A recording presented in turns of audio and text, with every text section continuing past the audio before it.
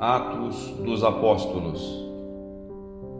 No meu primeiro livro, ó Teófilo, já tratei de tudo o que Jesus fez e ensinou, desde o começo até o dia em que foi levado para o céu, depois de ter dado instruções pelo Espírito Santo aos apóstolos que tinha escolhido.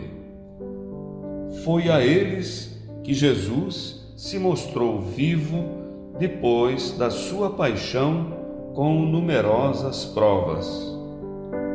Durante 40 dias apareceu-lhes falando do reino de Deus.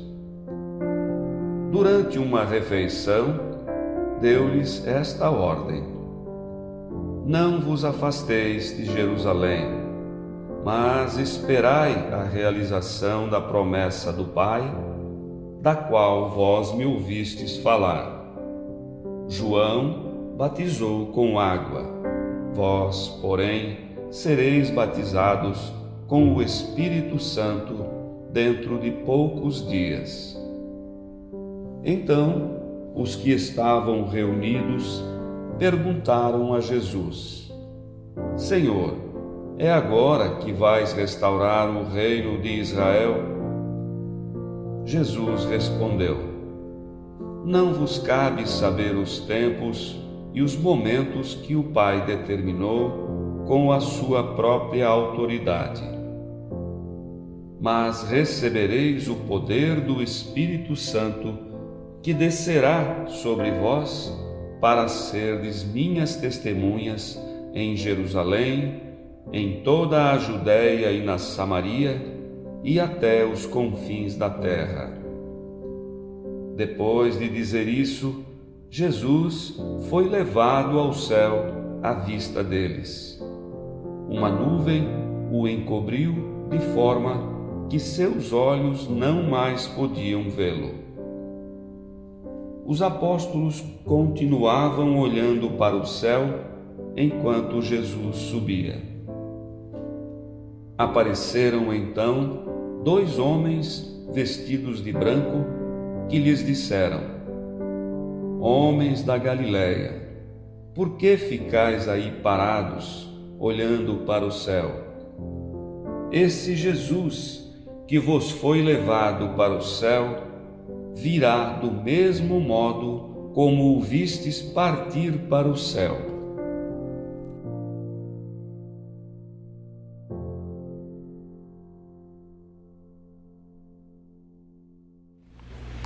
Shalom é a festa da Ascensão. Quem alguma vez visitou a Terra Santa certamente recorda um pequeno santuário de forma octogonal no alto do Monte das Oliveiras. Foi construído pelos cruzados em memória da ascensão do Senhor e depois convertido em mesquita. A forma octogonal refere que aquele é um local de suma importância e veneração. Tem 2 particularidades esse pequeno templo. A primeira é que foi construído sem cúpula, nem qualquer espécie de telhado, para com isso significar que o Senhor se tinha elevado naquele lugar até ao céu. A segunda é uma rocha preservada religiosamente pelas gerações e que tem marcada uma pegada humana. Recordo-me de que, quando ali estive, manifestei o meu ceticismo sobre a autenticidade da pegada e 2 médicos, professores da Faculdade de Medicina, fizeram-me tatear a pretensa pegada de Jesus, demonstrando ser anatomicamente perfeita. Não estou preocupado se se trata ou não de uma lenda, como não me preocupam as incoerências cronológicas e de lugar que as diferentes narrativas da Ascensão nos apresentam. É sobre o texto dos Atos que desejo fazer a minha reflexão partilhada hoje. E começo dizendo que não o vejo como narrativa histórica e muito menos como uma reportagem jornalística. O simbolismo com que Lucas descreve o acontecimento é tão forte, que o texto mais parece uma catequese ou mesmo uma profissão de fé do que propriamente uma reportagem. Deixemo-nos guiar pelo sentir de Lucas. Começa por dirigir-se a um tal Teófilo. A palavra grega Teófilo significa amigo de Deus. Talvez Lucas não destine o seu livro a uma pessoa concreta, mas a todos os Teófilos, quer dizer, a todos quantos queiram abrir o seu coração à verdade de Deus manifestada em Jesus Cristo e aderir à sua pessoa e ao seu projeto. E isso é fé. Lucas refere-se depois a uns 40 dias que Jesus passou depois da sua paixão com aqueles que havia escolhido, falando-lhes do reino de Deus. 40, já ouvimos isso várias vezes, é um número simbólico que expressa preparação. O povo hebreu passou 40 anos no deserto, preparando-se para a entrada na terra prometida. 40 dias passou Elias no deserto para se encontrar com Deus no Horebe. 40 dias ainda passou Jesus no deserto em oração e jejum, preparando-se para inaugurar e anunciar o reino de Deus. Agora passa 40 dias com os discípulos para que eles assumam e deem continuidade à sua missão. Os discípulos estão preparados. A missão de Jesus na terra terminou. Começa o tempo do Espírito, que será a força, o dinamismo da missão. É interessante a pergunta dos discípulos: é agora que vai restaurar o reino de Israel? Como não é menos interessante a resposta de Jesus: não vos compete saber os tempos, vós sereis minhas testemunhas, até aos confins da terra.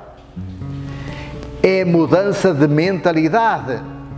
A comunidade primitiva ainda estava presa aos velhos conceitos messiânicos. O Messias vinha para libertar Israel e fazer dele um povo dominador sobre os outros povos. Jesus vira tudo ao contrário. A libertação não se destina apenas a Israel, mas a todos os povos.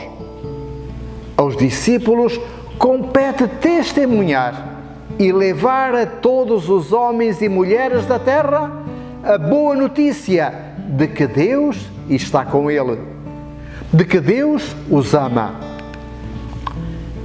Depois, Jesus elevou-se à vista deles e uma nuvem escondeu-o a seus olhos. Lucas vai buscar estes dois elementos, elevação e nuvem, ao Antigo Testamento. No segundo livro dos Reis, é descrito o arrebatamento de Elias num carro de fogo na presença de Eliseu. E este, porque o viu ser elevado, ficou com o seu espírito, quer dizer, ficou com a sua missão. O facto de os discípulos verem o Senhor elevar-se para o céu tem o mesmo sentido. A eles que o veem partir, compete agora dar continuidade à obra, à missão de Jesus. Começa o tempo da Igreja, o tempo dos discípulos, dos seguidores de Jesus assumirem a missão como sua. É tempo de voltarem ao mundo para aí serem fermento de mudança. Uma nuvem escondeu a seus olhos. A nuvem é símbolo do sobrenatural. Quando Deus se encontrava com Moisés, descia na forma de uma nuvem à tenda da reunião. Ao envolver Jesus numa nuvem, Lucas faz uma profissão de fé na divindade de Jesus. É o certificado de garantia por parte de Deus. O injustiçado da cruz, aquele sobre cujo sepulcro haviam rolado uma pedra para selar o seu fim, vê-se agora acreditado como Senhor, envolto na própria glória de Deus. E estando de olhar fito no céu, apresentaram-se-lhe dois homens vestidos de branco que disseram: por que estáis a olhar para o céu? Muitos eram os que nas primeiras comunidades acreditavam ter chegado o fim dos tempos e estar próximo o fim do mundo. E isso possivelmente os levava a esquecerem que o mundo é o lugar da realização do reino. E o reino não se constrói com devoções e com rezas, mas com atitudes de vida. A oração é importante porque me coloca em comunhão com Deus, me faz perceber e assumir o projeto de Deus, me compromete com o reino de Deus. Mas a fé não pode fazer-nos alhear dos problemas do mundo.